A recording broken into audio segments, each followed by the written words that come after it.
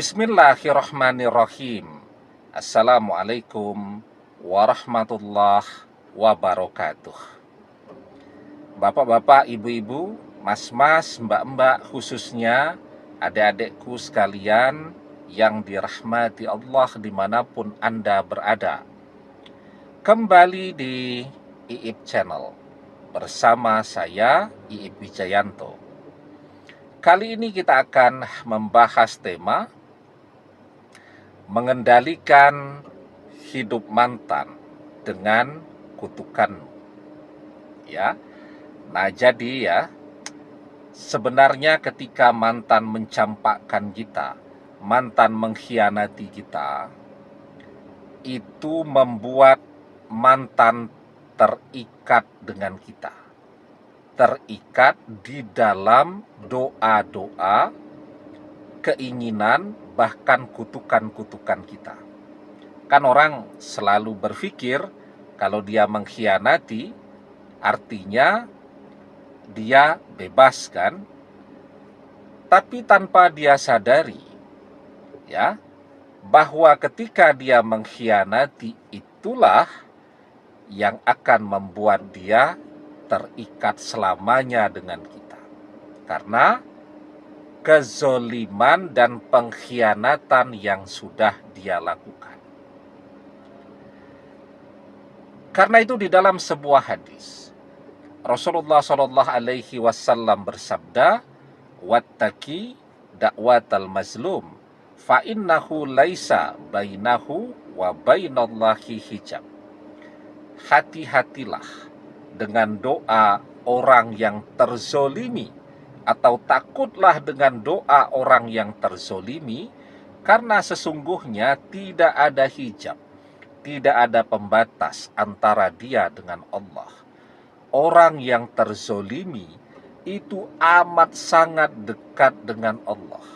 Jangankan dia berdoa dengan lisannya, bisikan hatinya pun langsung Allah dengarkan dan Allah kabulkan. Ya, kan banyak tuh melihat kelakuan mantannya sekarang sombong banget, misal tetangga nih dengan mantan, lewat tuh boncengan dengan pasangan barunya.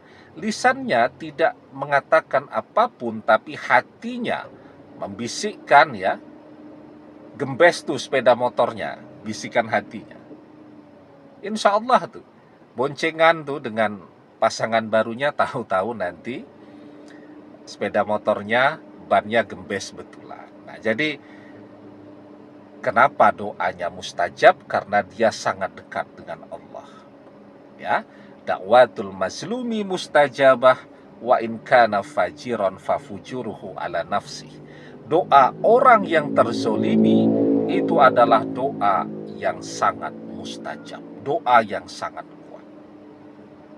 Nah, sehingga karena kezoliman mantan inilah sebenarnya kita bisa mengontrol, bisa mengendalikan apa yang kita inginkan terhadap kehidupan mantan, tentu dengan izin dan kehendak Allah.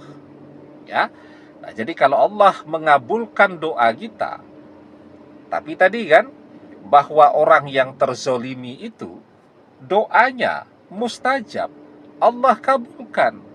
Nah, maka apa yang jadi keinginan kita itu Allah kabulkan, dan itu pula lah yang akan terjadi dalam kehidupan mantan. Jadi ketika orang berpisah nih, natural, tidak ada yang mengkhianati, tidak ada yang menzolimi. Cuman karena sudah sama-sama tidak cocok saja, bertengkar terus dan seterusnya, kemudian mereka berpisah, maka mereka betul-betul berpisah, tidak lagi terikat secara doa. Tapi ketika salah satu mengkhianati, cuman memanfaatkan, setelah itu mencampakkan, nah maka orang yang terzolimi ini, dia yang pegang kendali sekarang. Apapun yang dia inginkan terhadap orang yang telah zolim kepada dia, insya Allah akan kejadian. Nah, maka sekarang apa yang kita inginkan terjadi dalam kehidupan mantan? Nah, kita harus merenung dulu dengan hati yang jernih. Sesungguhnya kita ini dengan mantan ini masih cinta atau tidak? Masih menginginkan berjodoh dengan dia atau sudah tidak sudi? Kalau memang sudah tidak sudi, mau berdoa agar mantan bangkrut, mantan penyakitankah, mantan dicampakkan oleh orang ketiga, mantan jadi pengangguran dan seterusnya, ya monggo-monggo saja. Kalau memang tidak berharap mantan balik lagi. Tapi doanya juga harus dikunci.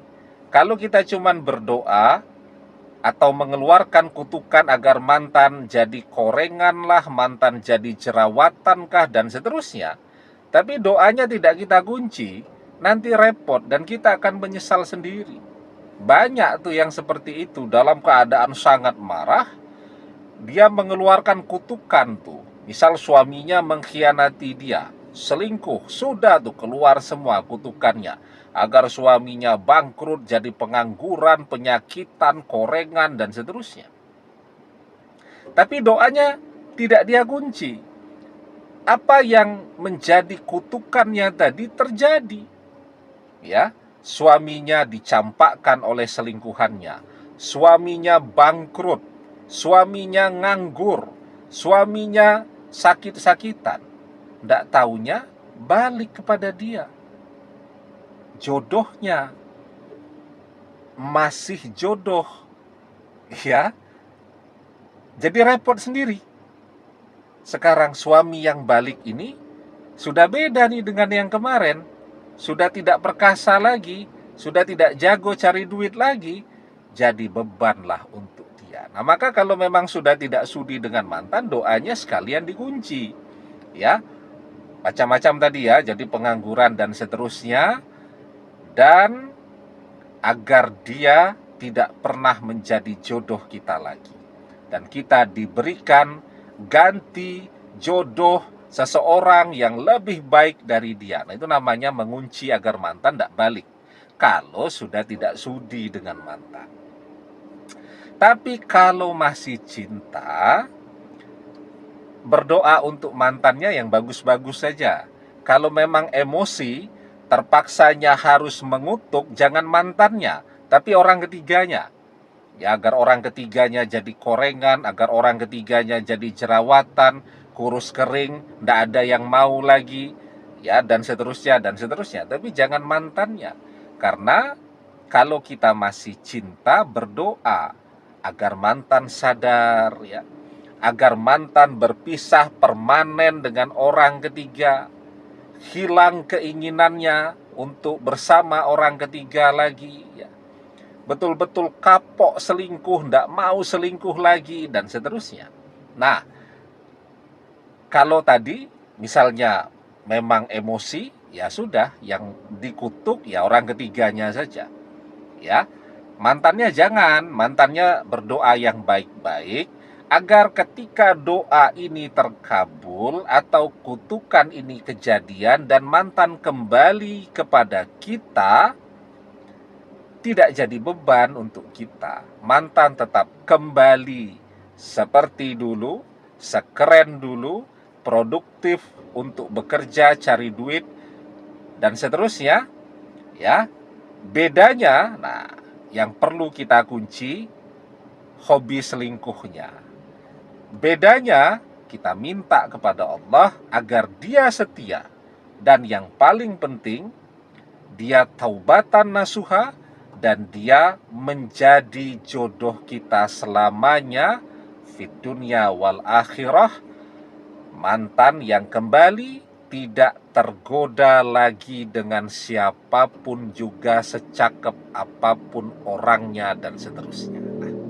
Ya, jadi itu yang harus kita perhatikan betul-betul ya, karena sesungguhnya ketika mantan mengkhianati kita, kita sekarang punya keistimewaan, ya. Kita bisa mengendalikan kehidupannya mantan dengan izin Allah, karena doa-doa kita untuk mantan mustajab. Karena ketika mantan mengkhianati kita, kita menjadi amat sangat dekat dengan Allah. Apapun yang kita inginkan, Allah dengarkan. Ya, dan doa-doa kita mustajab. Demikian, semoga bermanfaat. Wallahu a'lam bissawab, billahi taufik wal hidayah. Assalamualaikum warahmatullahi wabarakatuh.